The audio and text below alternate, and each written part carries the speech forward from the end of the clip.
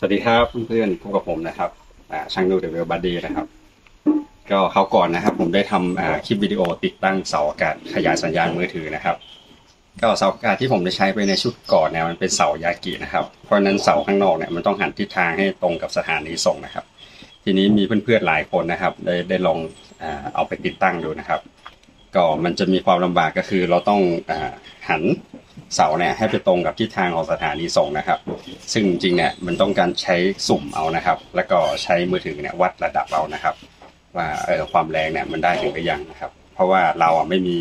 อุปกรณ์พวกสเปกตรัมอนาลิเซอร์นะครับก็อาศัยอุปกรณ์เท่าที่เรามีอยู่นะครับก็วันนี้ผมมีเสาอากาศอีกแบบหนึ่งนะครับมาแนะนำนะครับซึ่งเสาอากาศแบบนี้ครับไม่ใช่เสายากินะครับมันก็คือเสาอากาศแบบหัวจรวดนะครับก็คือจริงๆมันเป็นคือเสาออมนิเนี่ยแหละครับซึ่งข้อดีของเสาออมนิก็คือมันรับสัญญาณได้ทุกทิศทุกทางนะครับ360องศาก็เสาเนี้ยเราก็แปะเข้ากับเสานะครับแล้วก็ไม่ต้องปรับทิศทางละก็คือต่อสายนะครับซึ่งคอนเนคเตอร์ที่เขาให้มาเนี่ยครับมันก็เป็น N type เหมือนเดิมนะครับN type นะครับก็เขากับว่าสามารถต่อเข้ากับสายนำสัญญาณทั่วไปนะครับแล้วก็เข้ากับตัวเราเตอร์ได้เหมือนเดิมก็เดี๋ยวเรามาดูกันครับตอนนี้ก็ยูโบนะครับหรือว่าแคมป์ตัวยูเนี่ยนะครับที่เขาแถมให้มานะครับกับ2ตัวนะครับก็เสานะครับเพื่อนๆก็เห็นนะครับเขาบอกว่าเป็นomni directional นะครับ Selling Antenna นะครับซึ่งเสาเนี่ยมันเล้งในการรับนะครับความถี่เนี่ยมันค่อนข้างกว้างนะครับก็คือตั้งแต่ประมาณ700นะครับจนถึง 2,700 เลยนะครับแล้วก็เกณฑ์เนี่ยสูงถึง28-30 dBi เลยนะครับซึ่งเวลาเราใช้เสาที่มีเกณฑ์สูงเนี่ยข้อดีก็คือมันจะขยายสัญญาณจากภายนอกได้สูงนะครับแต่ทั้งนี้ทั้งนั้นเนี่ยในพื้นที่ที่เราอยู่เนี่ยมันอย่างน้อยมันควรจะมีสัญญาณขึ้นสัก1 ขีดนะครับเพราะว่าเวลามันขยายเนี่ยมันขยายทั้งสัญญาณแล้วก็ขยายทั้งน้อยนะครับก็หมายความว่าถ้าสัญญาณอ่อนเนี่ยถึงแม้มันจะขยายได้แรงขึ้นนะครับแต่น้อยมันก็แรงขึ้นตามนะครับมันก็รับส่งหรือว่าเล่นอินเทอร์เน็ตได้ไม่ดีนะครับก็คืออาจจะพอคุยได้นะครับแต่ถ้าเล่นอินเทอร์เน็ตก็คือมันจะไม่ดีเท่าที่ควรนะครับก็เดี๋ยววันนี้นะครับเดี๋ยวเราลองมาประกอบกันแล้วก็เดี๋ยวจะลองทดสอบนะครับว่าถ้าเทียบกับเสาที่ใช้อยู่เนี่ยนะครับอันไหนมันดีกว่าแล้วตัวนี้มันช่วยด้วยไหมครับส่วนถ้าเพื่อนๆคนไหนสนใจลิงก์นะครับก็เดี๋ยวผมแปะลิงก์ไว้ให้มาเริ่มกันเลยครับก็ก่อนเราจะมาติดตั้งเสานะครับมาดูสเปคกันนิดนึงนะครับซึ่งไอเสาอากาศออมนิแบบหัวจรวดนะครับไอที่รูปทรงมันเป็นจรวดเนี่ยมันมีขายใน Shopee นะครับเพื่อนๆซึ่งเซตที่เขาให้มาเนี่ยมันมีอยู่3อันนะครับก็คือเสาอากาศภายนอกนะครับแบบออมนินะครับแล้วก็สายนะครับซึ่งเราเลือกได้ว่าเราจะเอาสายข้างนอกเนี่ยยาว10 เมตร15 เมตร20 เมตรนะครับหรือว่า30 เมตรนะครับส่วนของผมใช้แค่20 เมตรนะครับถ้ายาวไปสัญญาณมันก็จะร้อนนะครับส่วน5 เมตรนี่คือสายภายในนะครับซึ่งจะใช้กับเสาภายในไอ้ตัวนี้นะครับก็ชุดนี้นะครับ997 บาทนะครับก็ตีว่า1,000ถ้าซื้อในช่วงที่มีส่วนลดก็อาจจะได้ราคาถูกลงนะครับส่วนพื้นที่ที่จะติดนะครับเดี๋ยวลองมาดูกันนะครับก็อันนี้ผมเข้าเว็บ Google Earth นะครับแล้วก็ค้นหาสถานที่ที่อยู่ใกล้บริเวณบ้านที่เราจะติดตั้งนะครับก็ Google Earth เนี่ยมันจะเรนเดอร์ภาพนะครับ 3D ให้เรานะครับท่านี้เราก็พอจะเห็นคร่าวๆแล้วนะครับก็ถ้าเพื่อนๆจะให้มันหมุนอีกก็กด 3D นะครับมันก็จะหมุนนะครับ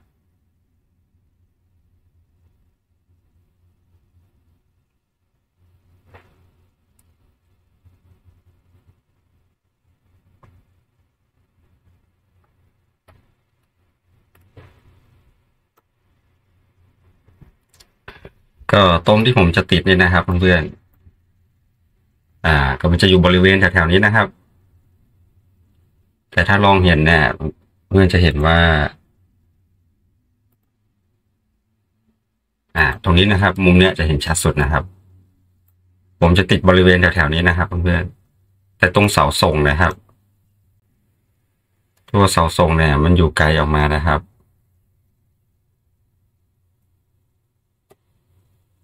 ขอหาก่อนแป๊บหนึ่ง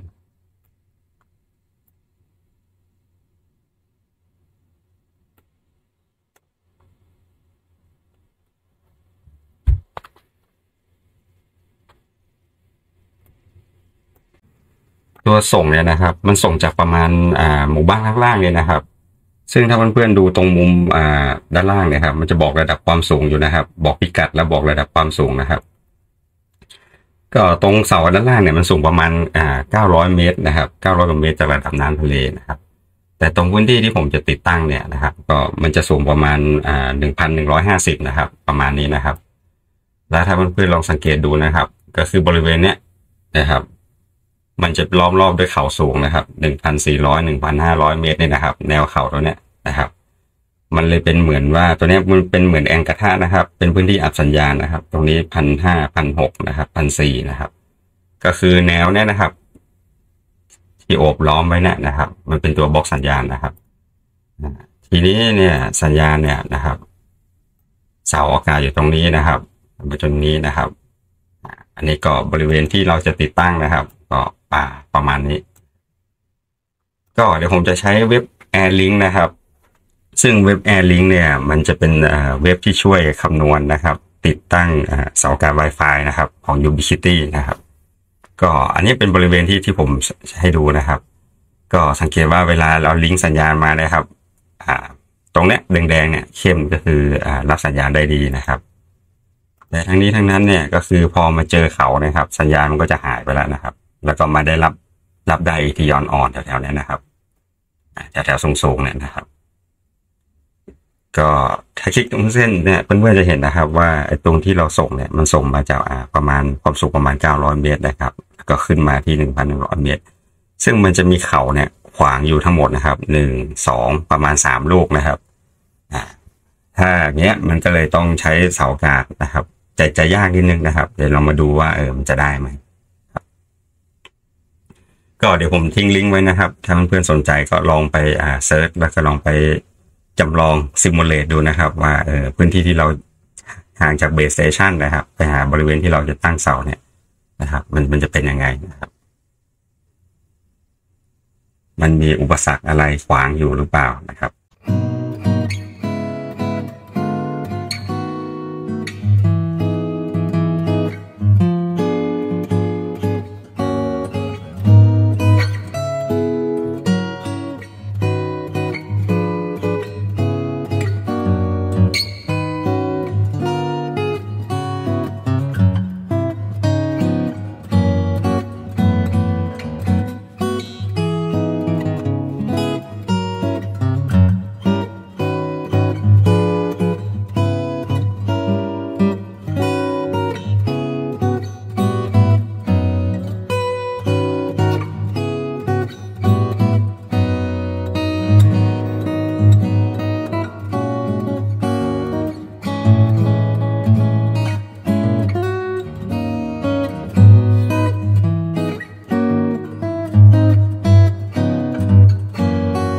ก็เดี๋ยวเราจะใส่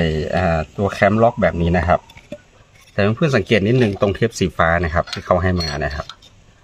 เหตุผลหนึ่งเทปเนี่ยเราไม่จำเป็นต้องลอกออกนะครับข้อดีก็คือ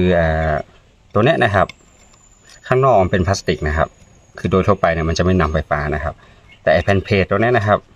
มันก็ไม่ได้ต่อกับเสาอากาศนะครับเพราะเสาอากาศจะต่อตรงนี้แล้วไปเข้านะครับแต่แผ่นเพจตรงเนี้ยนะครับถ้าเราเชื่อมต่อเนี่ยนะครับแล้วสมมติว่าเสาเราเป็นเสาเหล็กนะครับแล้วต่อลงพื้นนะครับแผ่นเพจตัวเนี้ยมันก็จะต่อลงเสานะครับแล้วก็ต่อลงกาวไว้นะครับแต่ถ้าเราไม่ลอกแผ่นตัวนี้นะครับแผ่นตัวนี้มันจะเป็นฉนวนนะครับแต่มันจะช่วยได้นะครับก็คือผมจะติดตรงนี้เลยนะครับก็เท่ากับว่ามันจะช่วยป้องกันเสาอากาศเรานะครับได้ระดับหนึ่งนะครับ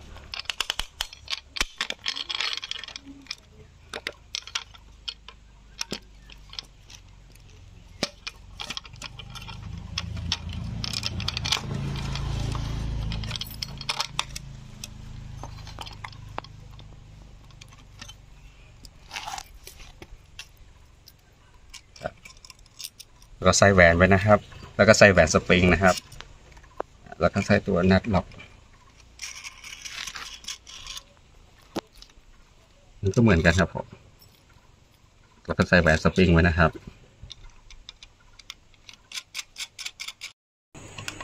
ก็คือใส่อยู่แคมป์เข้าไปก่อนนะครับแล้วก็มายึดล็อกกับเสาอากาศ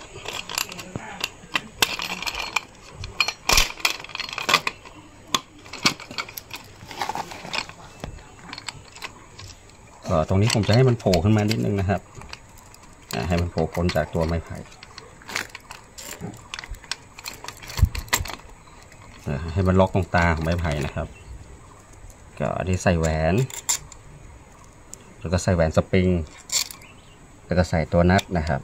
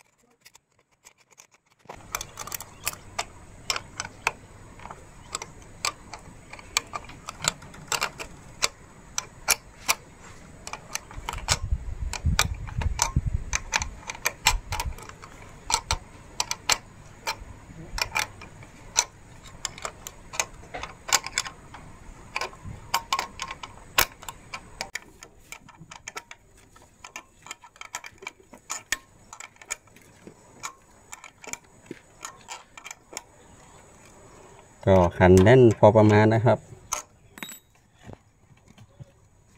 คราวนี้ก็ไม่ไปไหนแล้วนะครับก็เดี๋ยวผมจะตัดตรงนี้นิดนึงนะครับให้มันตั้งๆนะครับส่วนตรงนี้นะครับก็ต่อกับมันเป็นเอ็นไทนะครับก็ต่อเข้ากับสายเคเบิลเหมือนเดิมนะครับซึ่งตัวนี้ที่ผมซื้อมานี่20 เมตรนะครับก็สายยิ่งยาวมันก็ยิ่งลอสนะครับแต่ก็คือว่าเอาพอดีครับที่เห็นมีขายก็จะมี10 เมตร15 เมตร20นะครับก็25 30นะครับก็น่าจะไกลสุดก็น่าจะประมาณ30 เมตรนะครับคือถ้ายิ่งไกลมากความถี่สูงมันยิ่งลอสนะครับมันจะทำให้เรารับคลื่นที่เป็นความถี่สูงพวก1,800 หรือ 2,100นะครับหรือว่า2,600เนี่ยได้ไม่ดีนะครับ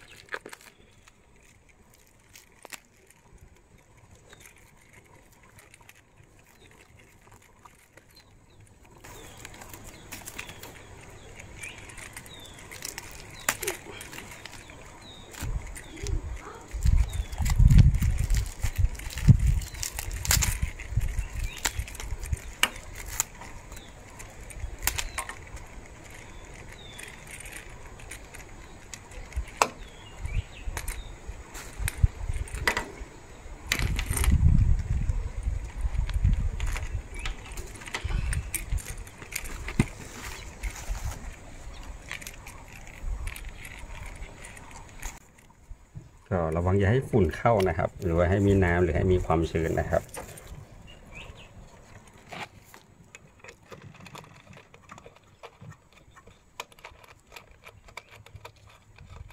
ก็สามารถต่อแล้วก็ค่อยๆขันให้แน่นได้เลยนะครับ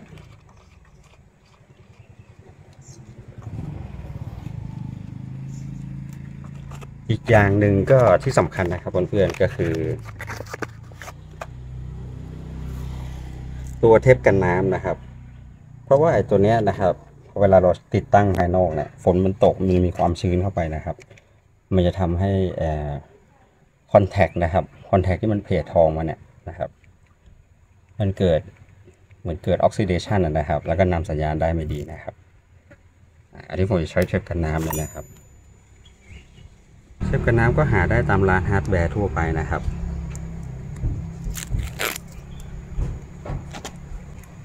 ก็เดี๋ยวผมจะเริ่มพันแล้วนะครับก็จะเริ่มพันจากด้านในออกมานะครับ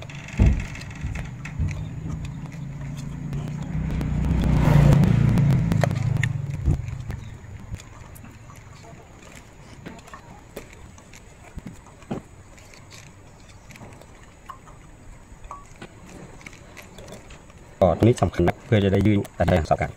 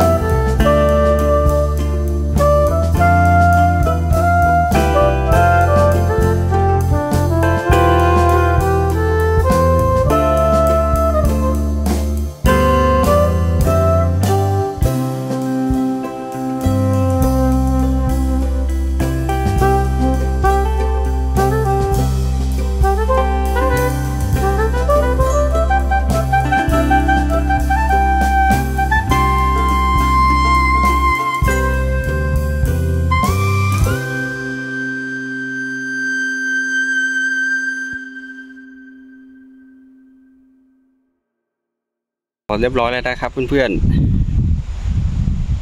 ๆก็เสาอ้อมนี้นะครับจะอยู่สูงกว่านะครับเที่ยงอย่างนี้แดดร้อนๆเลยนะครับสาเหตุที่ขึ้นตรงนี้นะครับมันเหมือนเป็นพื้นที่ที่มันเป็นหลุมนะครับเพื่อนๆก็จริงๆถ้าอยู่สูงกว่านี้นะครับหรือว่าถ้าเลยไปอีกนิดนึงเนี่ยก็จะรับสัญญาณได้แล้วครับก็ตรงช่องนะครับที่อยู่บนเนินเขาเล็กๆเนี่ยนะครับคือช่องที่สัญญาณหลุดลอดเข้ามานะครับก็เลยต้องตั้งเสาสูงนิดนึงนะครับ